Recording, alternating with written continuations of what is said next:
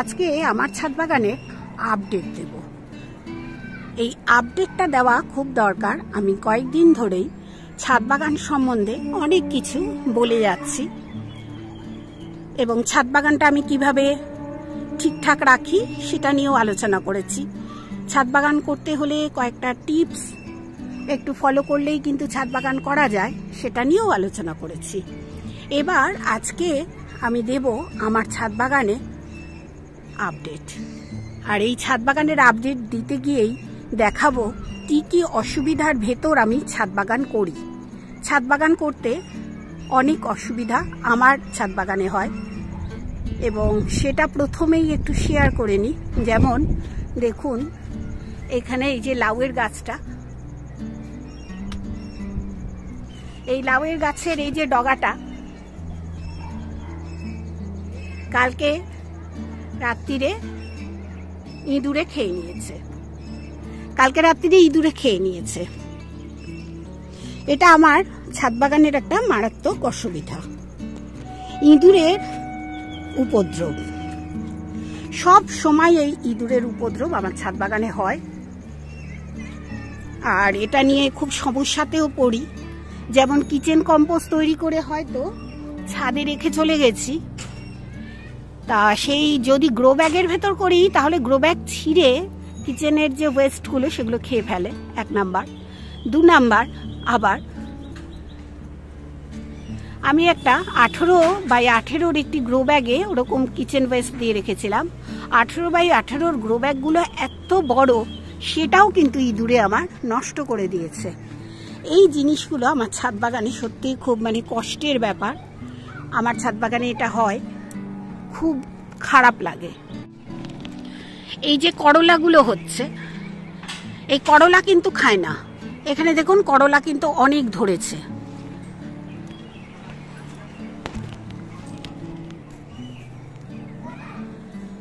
এই করলা কিন্তু মুখেও তোলে না, খেয়ে ফেলে সবকিছু। এই যে এখানে দেখুন, এখানেও হয়েছে, আর খেয়ে ফেলে শুধু ভালো ভালো জিনিসগুলো যেগুলোতে তেতো নেই। এই লাউ গাছটা কত যত্ন করে তৈরি করেছি আপনারা জানেন।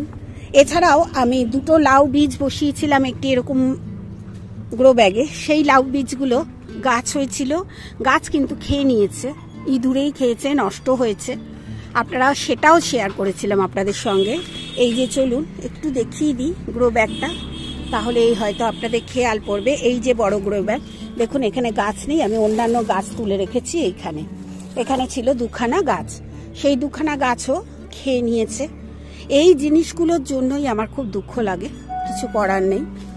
আর এই রকম অত্যাচার যদি ইঁদুর করে, বাগান করা যায় কি না আমি জানি না, তবুও চেষ্টা করি। আবার কিন্তু আমি লাউ গাছ বসিয়েছি, আপনাদের সঙ্গে শেয়ারও করবো এক্ষুনি। এই যে দেখুন এখানে লাউ গাছটা কিরকম ভাবে খেয়ে নিয়েছে, কতটা খেয়ে নিয়েছে। এখানে কিন্তু 2খানা লাউয়ের কড়া ছিল। এই যে কড়াটার, এই যে লাউয়ের এই যে কড়াটা, সেটাও খেয়ে নিয়েছে। তার মানে এই যে ছোট্ট লাউটা হচ্ছে, সেই লাউটাও আবার খেয়ে নিতে পারে। এইগুলোই প্রবলেম আমার ছাদ বাগানে হচ্ছে এখন। আবার নতুন করে লাউ গাছ বসিয়েছি 2খানা। এই লাউ গাছগুলো আবার বসালে ইঁদুরে কেটে দেবে কিনা সেটাও আমার এখন ভয়ই লাগছে। কতবার লাউ গাছ বসানো যায়, কতবার আমি লাউ গাছের বীজ থেকে চারা তৈরি করব। নতুন করে আবার করেছি, 2খানা করেছি।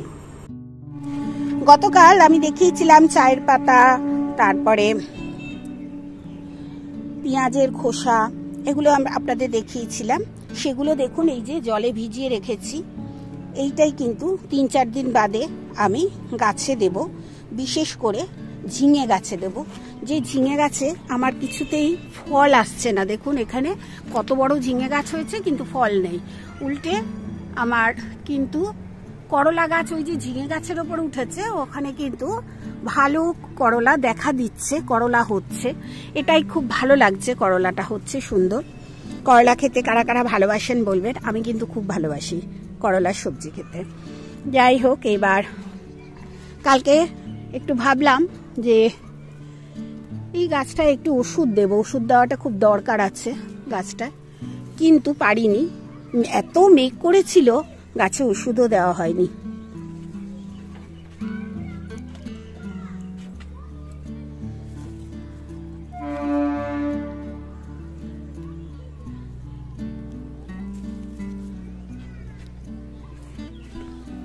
ঢেঁড়স গাছগুলো দেখাতে আসছি। এই ঢেঁড়স গাছগুলো কিন্তু আমার অর্গানিক বাজারের যে বীজ সেইখান থেকে হয়েছে, আর ঢেঁড়স গাছগুলো ভালোই হয়েছে। এই কটাও তাই, এই ছোটগুলো পরে বসিয়েছিলাম, না বসালেও হতো কিন্তু বসিয়েছিলাম। একমাত্র ইঁদুরে খায় না কুমড়ো গাছের শাক, কারণ ওটা খসখসে মনে হয় মুখে লাগে, তাই জন্য খায় না। গতকাল বিকেলে আমার বৃষ্টি আভাস পেয়েও আমি কিন্তু এই গাছে সব শ্যাম্পুর জল দিয়ে স্নান করিয়ে গেছি। এই গাছগুলোকে আমি শ্যাম্পুর জল দিয়ে স্নান করিয়ে গেছি। আজকে দেখছি পিঁপড়ে নেই, দেখুন একদম পিঁপড়ে নেই, পিঁপড়ে একদম উধাও হয়ে গেছে। শ্যাম্পুর জল দিয়েছিলাম, আর এইটা তো রাগ করে কেটেই দিয়েছিলাম মাথাটা, এর কিছুই হয়নি এখনো। এই সব জায়গায় শ্যাম্পুর জল দিয়েছিলাম। আজকে কিন্তু পিঁপড়ে আমি দেখতে পাচ্ছি না, এই যে পিঁপড়ে কিন্তু নেই দেখুন। কালকে বিকেলে দিয়েছিলাম শ্যাম্পুর জলটা, হয়তো উপকার হয়েছে। আর এরকম টুকটাক কাজ যদি আমরা রোজ রেগুলার এইরকম একটু গাছগুলো ধরে ধরে দেখি, এটাতেও দিয়েছিলাম। এই যে বাজে হয়ে রয়েছে এই যে ঢেঁড়সগুলো, এগুলো সব আমি ফেলে দেব। এরপর হয়তো ভালো ঢেঁড়স আমি পাবো, আশা করতে পারি।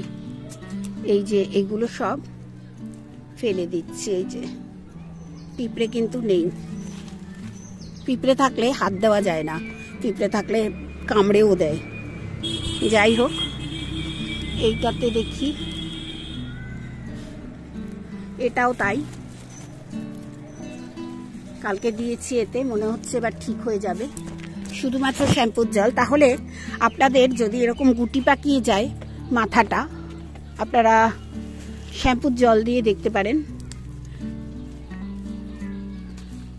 আমি শ্যাম্পুর জল দিয়েছিলাম, কিন্তু এটাই দেখছি পিঁপড়ে আছে। এই দেখুন পিঁপড়ে আছে, হয়তো ওটাতে দিতে ভুলে গেছি। তা ভুল তো হবেই, এত গাছ আমার, একটা দুটো ভুল হলে অসুবিধা নেই, আবার হবে।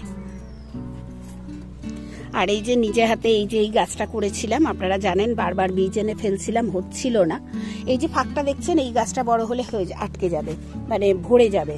আর এই গাছের এই যে নিচে যে এই যে বাজে গাছগুলো, শাকের গাছগুলো বাজে হয়ে যাচ্ছে, এগুলো সবসময় আমি চেষ্টা করি একটু পরিষ্কার করে দিতে, তাতে এই দোপাটি গাছে খুব ফাঙ্গাস ধরে, সেই ফাঙ্গাসটা যাতে না ধরে আমি এর ভেতর আবার একটা দোপাটি গাছও তুলে ফেললাম। যাই হোক, বসিয়ে রাখি। এই দেখুন বসিয়ে দিয়েছি, এইটা বসিয়ে দিলাম, এখন উঠে গেছে। এই গাছটার গোড়ার সঙ্গে জড়ো হয়েছিল, উঠে গেছে। এগুলো সব আবার যাবে হচ্ছে আমার তরল সারে, এখানে আছে, এসব জমাই আমি, আবার যখন দরকার পড়বে তরল সারের ভেতর মিশিয়ে দেব।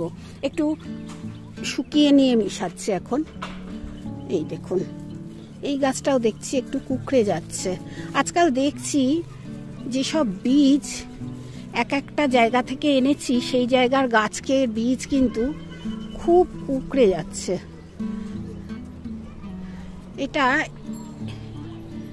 এটা আমার ক্ষেত্রে হচ্ছে, সবার ক্ষেত্রে হচ্ছে কিনা জানি না, আমার ক্ষেত্রে এটা হচ্ছে। জিনিসটা আমার মোটেও পছন্দ নয়, পছন্দ করে নিতে হবে। ওই যে মানিয়ে গুছিয়ে বাগান করতে হবে, ইঁদুরকে নিয়েই বাগান করতে হবে। আপনারাই বলুন এখন ইঁদুরকে নিয়ে বাগান করা সম্ভব কিনা, কমেন্ট করবেন কার কার অসুবিধা হয় ইঁদুরের জন্য ছাদ বাগানে। এখানে একটা শশা রেখেছিলাম বীজ করার জন্য, আপনারা অনেকবার দেখেছেন, সেই শশাটাও খেয়ে নিয়েছে। মানে এত খারাপ লাগে আমার মাঝে মাঝে যে কেন এরকম হয়, করে ইঁদুর তাও আমি বুঝি না,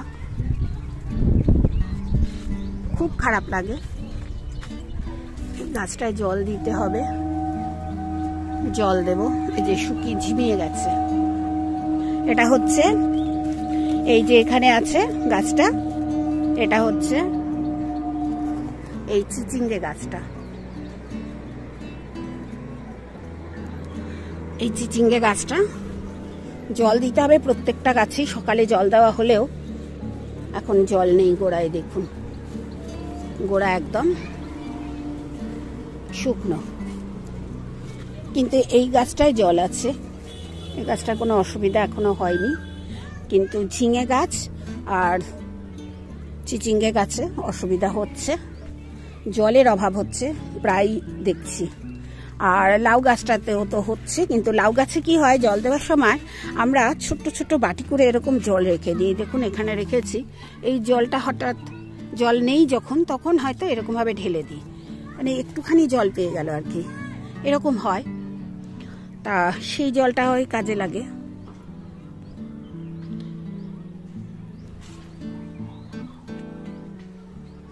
আর কলমি শাক আপনাদের দেখিয়েছি কদিন আগেই, আমি একদম ন্যাড়া করে দিয়েছিলাম, এই ডালটা ভেঙে গেছে। কলমি শাকটা ন্যাড়া করে দেওয়ার পর দেখুন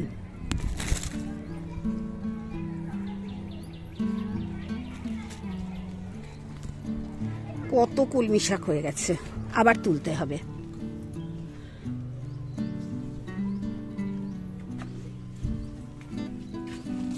এটা কিন্তু নিজের হাতে কাটিং করা, এই যে এইখানে কাটিং করা আছে দেখুন, আরো সব গাছ। এবার দেখাবো সেই জুঁইটা আজকে ফুটছে আর কি।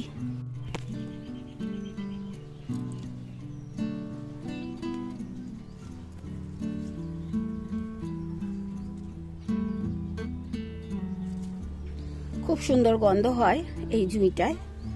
আপনারা এর গাছ একটি লাগাতে পারেন আপনাদের ছাদে।